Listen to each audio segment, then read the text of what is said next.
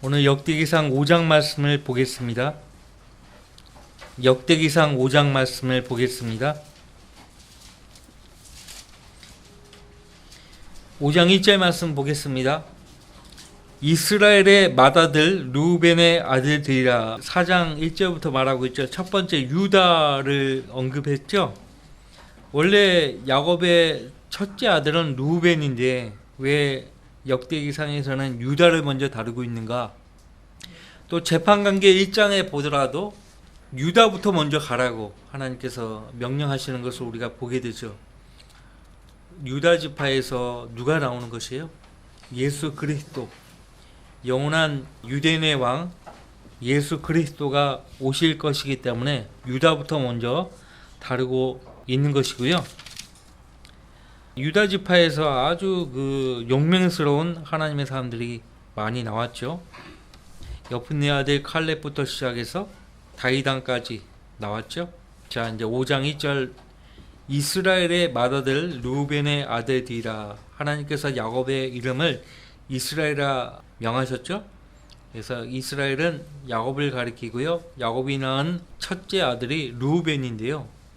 거기 가로 부분을 보시면 그가 맏아들이었으나 그의 아버지의 침상을 더럽혔으므로 그의 장자권이 이스라엘의 아들 요셉의 아들들에게 주어졌더라. 그래서 물리적인 유업이 요셉에게 넘겨진 것입니다. 물리적인 유업, 물리적으로 장자권이 요셉에게 넘겨졌어요. 그러므로 그 계보가 장자권에 따라 계수될 것이 아니니, 장자권을 잃어버렸기 때문에 루벤은 더 이상 장자권을 따라 계수되지 않는 것이고요. 이러한 부분은 이미 창세기에 나왔죠. 창세기 49장입니다. 잠깐 창세기 49장을 보세요. 창세기 49장 3절 4절.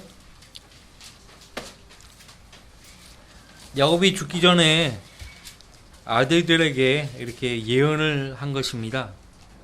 창세기 49장 3절 4절. 루벤아, 너는 나의 장자요 나의 능력이며 내 힘의 시작이요 위엄이 탁월하고 능력이 탁월하나 물처럼 불안정해서 너는 탁월하지 못하리니 이는 내가 아비의 침상에 올라가서 그것을 더럽혔습니다.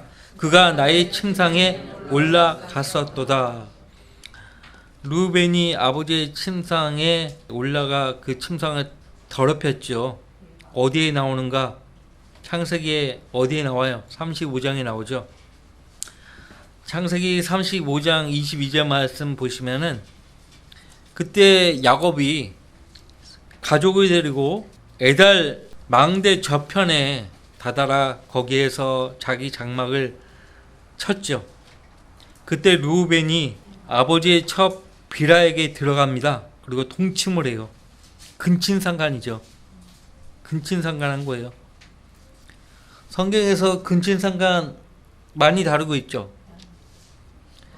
함이요, 아버지를 욕보입니다. 그거는 동성연의 죄예요. 함. 그래서 그 저주 받죠. 그리고 유다도 며느리에게 들어가잖아요. 그것도 일종의 근친상간이라고 할 수 있죠. 그 다음에 룻의 딸들, 그 딸들이 아버지 롯에게 들어가서 모압과 암몬 자손을 낳았잖아요. 그 근친상간의 죄로 나온 열매예요.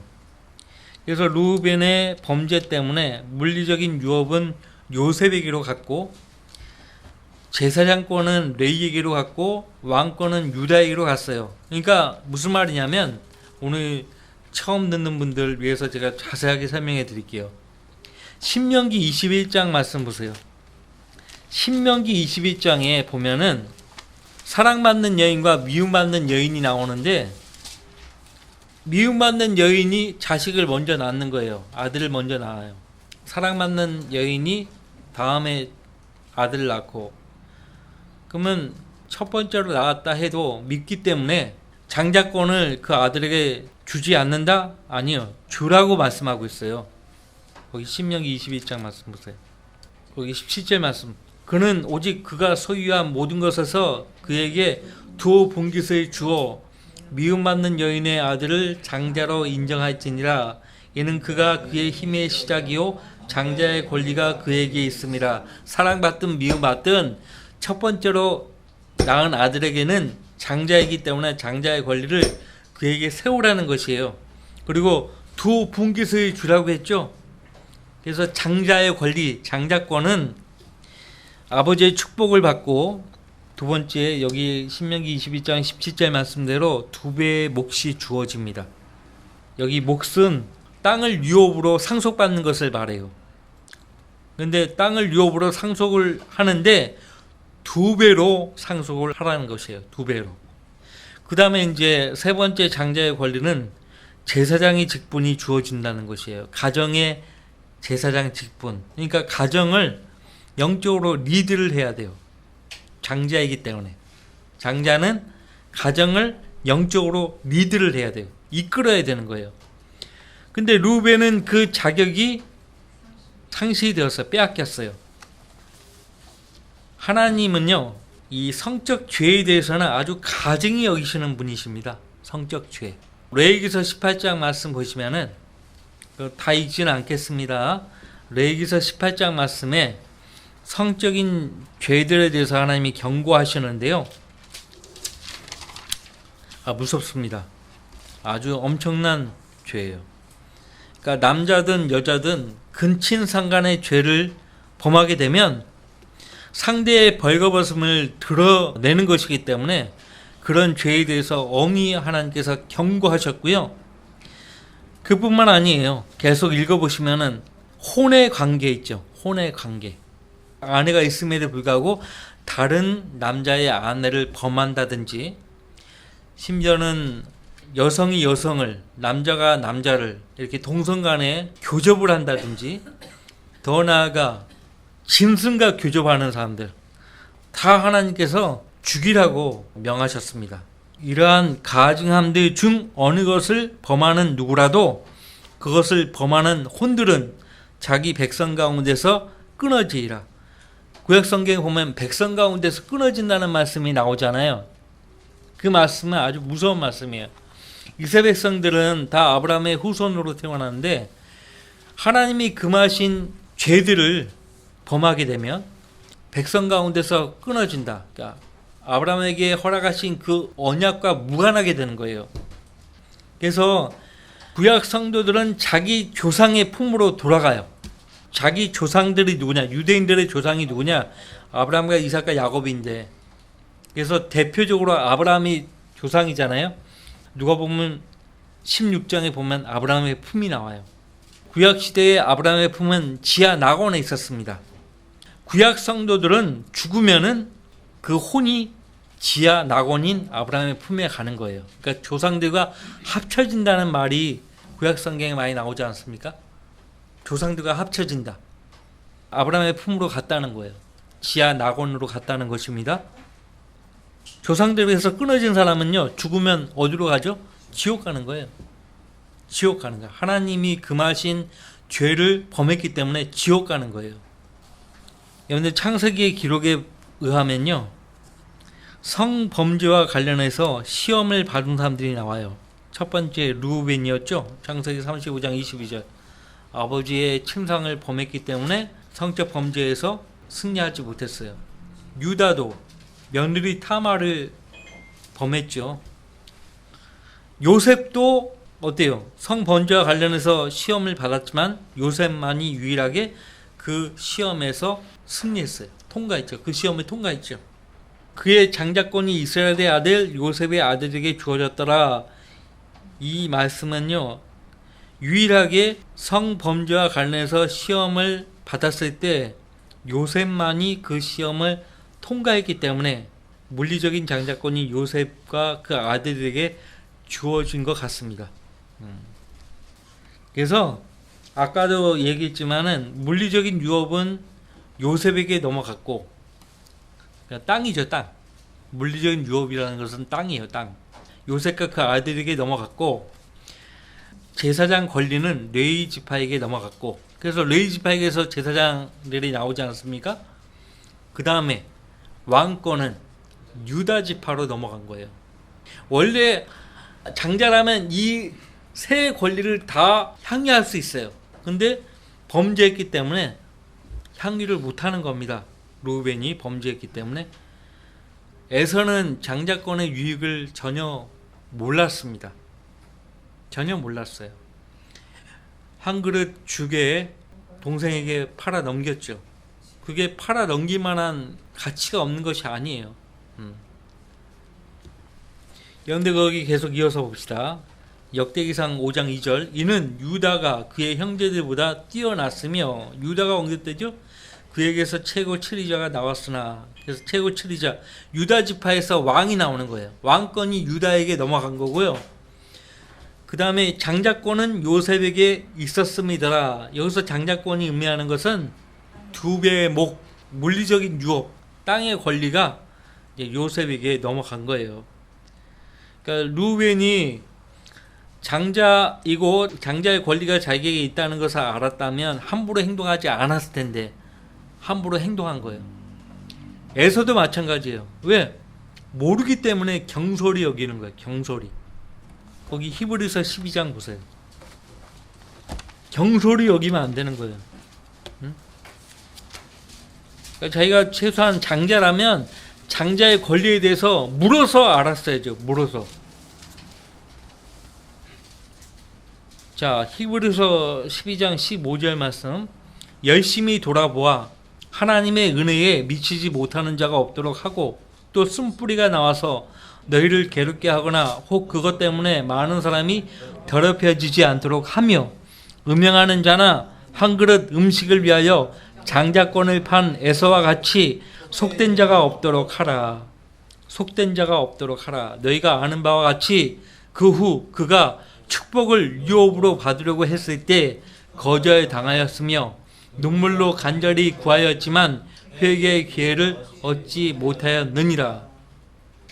그만큼 중요한 겁니다. 보세요. 영원한 생명을 얻을 수 있는 기회를 스스로 걷어찬 사람들은 두 번 다시 그 기회가 오지 않을 수 있다니까요. 마귀는 죽음의 세력을 가진 자이기 때문에 사람들을 하여금 구원을 받지 못하게 해서 결국 죽게 해서 지옥으로 인도하는 거예요. 자기가 이 땅에 영원히 살 것처럼 생각한다니까.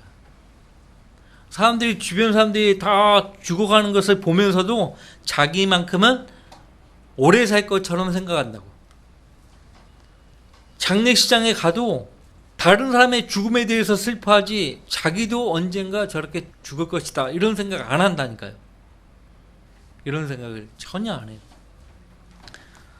초상집에 가는 것이 잔치집에 가는 것보다 낫다라고 했어요. 어디에 나와요? 전도서에 나오죠. 왜 초상집에 가는 것이 잔치집에 가는 것보다 낫다라고 성경 말씀하고 있어요? 왜? 그 이유를 솔로몬이 말합니다. 7장 2절. 초상집에 가는 것이 잔치집에 가는 것보다 나으니 이는 그것이 모든 사람의 마지막이며 살아있는 사람이 그것을 자기 마음에 유념할 것이기 때문이라.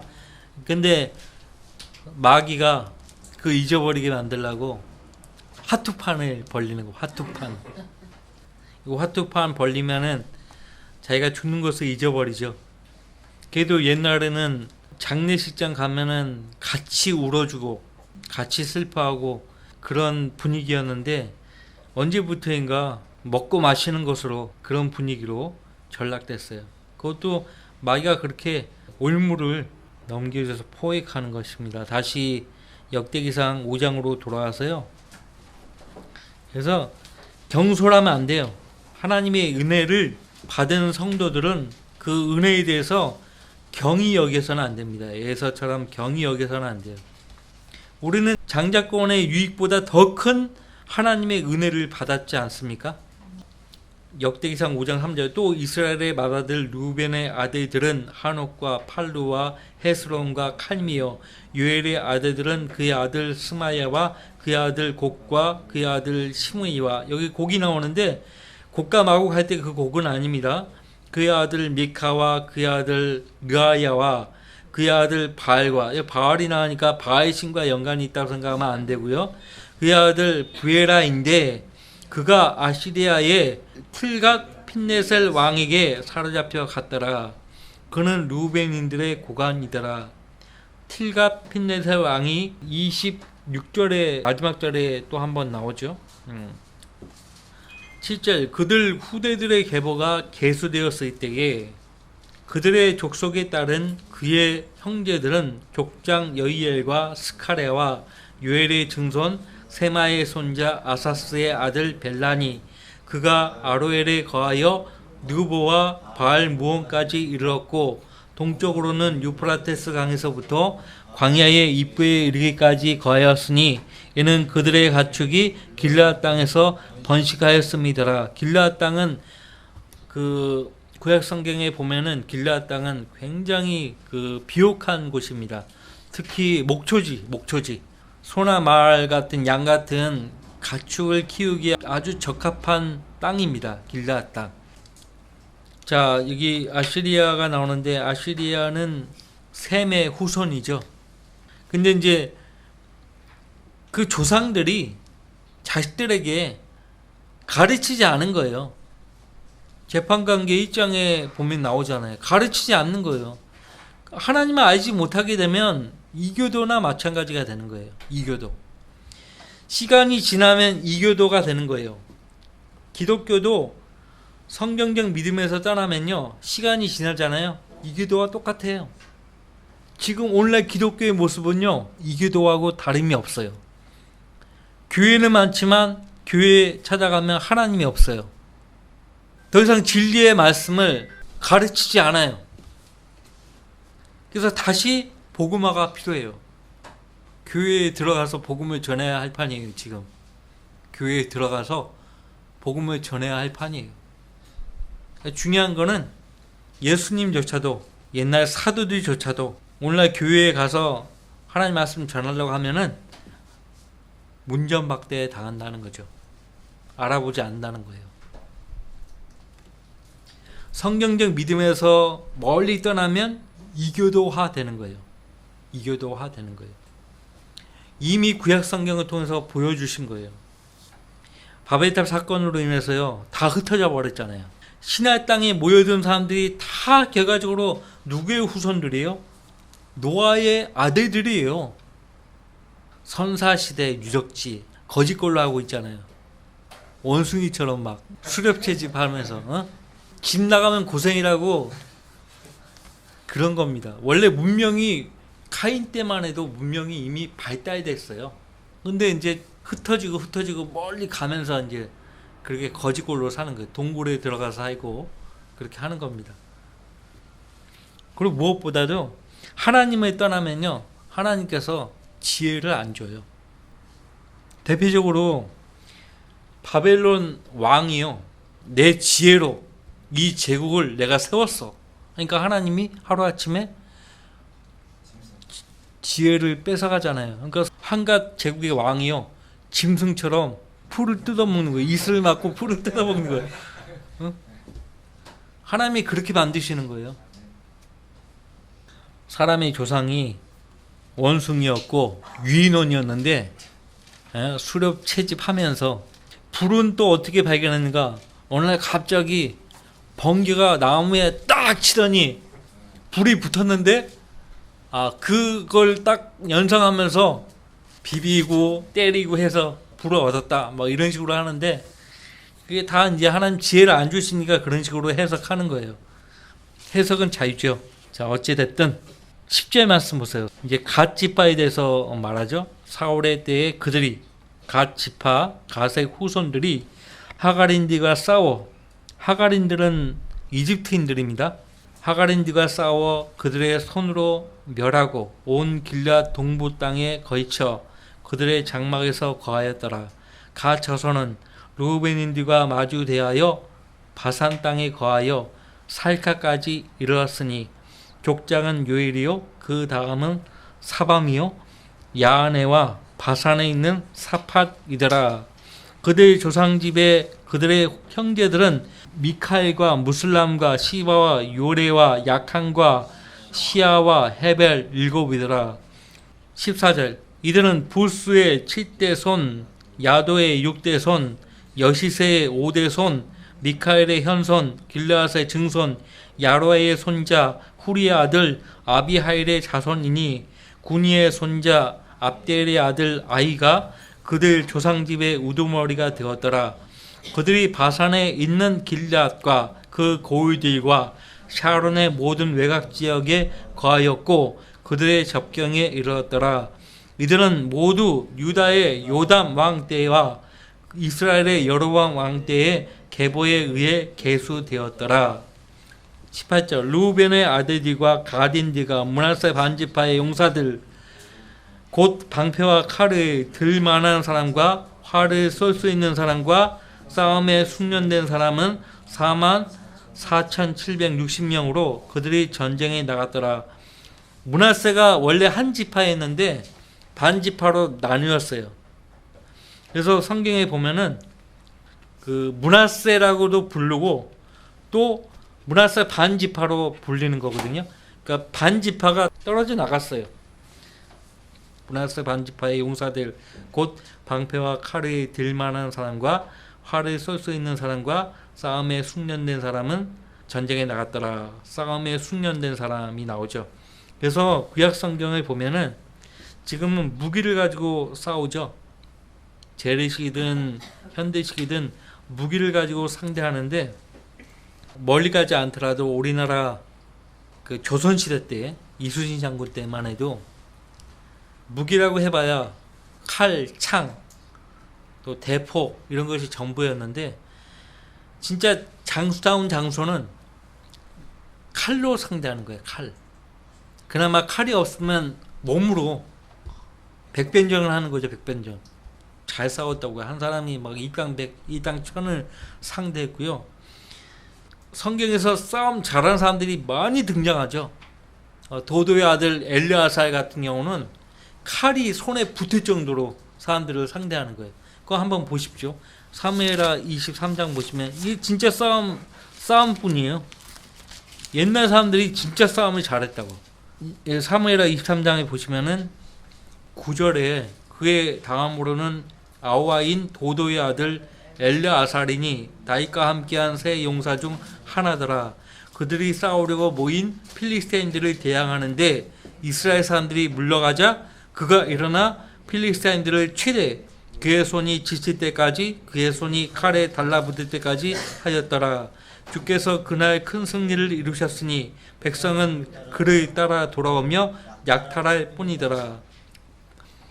손이 칼에 달라붙을 때까지 다른 백성들은 다 물러갔는데 이 도도의 아들 엘르아살이요 필리스타인들을 상대하는 거예요. 혼자서 몇백 명을 상대했을 거예요. 몇천 명을 상대했을 거라고. 이런 사람이요 싸움에 숙련된 사람이에요. 싸움에 숙련된 사람. 그리스도인들을 디모데후서 2장에서는 예수 그리스도의 훌륭한 군사라고 말하고 있잖아요. 마귀와 마귀의 세력들이 가장 싫어하는 무기가 성령의 칼 곧 하나님 말씀이에요. 하나님 말씀. 하나님 말씀을 자유자재로 다룰 수 있어야 합니다. 럭카 목사님이 하루아침에 성경 실력이 는 거 아니에요. 이렇게 복음을 전하다가 여러 다양한 부류의 사람들을 상대하잖아요. 지는 것처럼 생각이 되면 잠이 안 오는 거예요. 견디지를 못하는 거예요. 그러니까 그날 내가 잘 생각이 안 나서 상대하지 못했던 그런 말씀들을 집에 와서요. 밤을 새든지 며칠을 잠을 안 자든지 간에 내 것으로 만드는 거예요. 하나님께서 럭카 목사님의 그 근성을 보시고요. 근성을 보시고 이 마지막 때에 성경 교사로 하나님께서 딱 세우신 거예요. 그래서 우리가 학교 다닐 때요. 어렴풋이 아는 거 있잖아요. 어렴풋이 아는 거. 그럼 내가 확실하게 안 거 아니거든요. 그러니까 확실하게 내 것으로 만들려면 복습을 해야 돼요. 복습을 해서 내 것으로 만들어야 돼요. 공부 잘하는 데는 왕도가 없어요. 그렇게 해서 노력을 해서 극복을 하는 거죠. 성경 실력도 마찬가지예요. 노력으로 극복하는 것입니다. 의의 말씀에 능숙하라고 했어요. 히브리서 5장에서. 그래서 하나님 말씀을요, 하나님 말씀에 잘못 따르게 되면 수많은 사람들을 지옥으로 보내는 거예요. 이러한 교리들이 사람들을 지옥으로 보내는 거예요. 어제 우리 건너편에 그 엘리야의 외침이라고 어떤 젊은 목사가 나와가지고 적그리스도가 통치하는 대환란이 올 텐데 구원 받으려면 계명을 지켜야 된다고 막 얘기하는 거예요. 계명을 지켜야 된다고. 다른 복음을 전파하는 거예요. 계명을 지켜야 구원을 받는다. 구원 못 받는 거야. 다 구원 못 받는 거예요. 그럼 보세요. 19절 역대기상 5장 19절 그들이 하가린들과 여툴과 느피스와 노답과 싸웠는데 도우심을 받아 그들을 쳐서 하가린들과 그들과 함께한 모든 것이 그들의 손에 넘겨졌으니 이는 그들이 전쟁 중에 하나님께 부르짖었고 그분께서 그들의 애원을 받아 주셨습니다. 도우심을 받았다는 말은 하나님께 도우심을 구했다는 거예요. 하나님께 도우심을 구했더니 하나님께서 도와주셨다는 말이죠. 정확하게 말하고 있잖아요. 전쟁 중에 하나님께 부르짖었다고. 하나님께서 그들의 애원을 받아주셨다고 말하잖아요. 그리고 무엇보다도 같이 읽어봐요. 이는 그들이 그분을 신뢰하였기 때문이었더라. 하나님을 신뢰했기 때문에 싸움에서 승리할 수 있었다는 거예요. 22절에도 나오지만은 하나님은 전쟁의 하나님이에요. 전쟁의 신이에요. 전쟁이라는 것은 언제 시작되죠? 누가 싸움을 걸어와야 전쟁이 시작되는 거죠. 그런데 하나님 편에서는 먼저 전쟁을 시작하지 않아요. 잠언을 보세요. 잠언 3장. 이것이 중요합니다. 3장 보세요.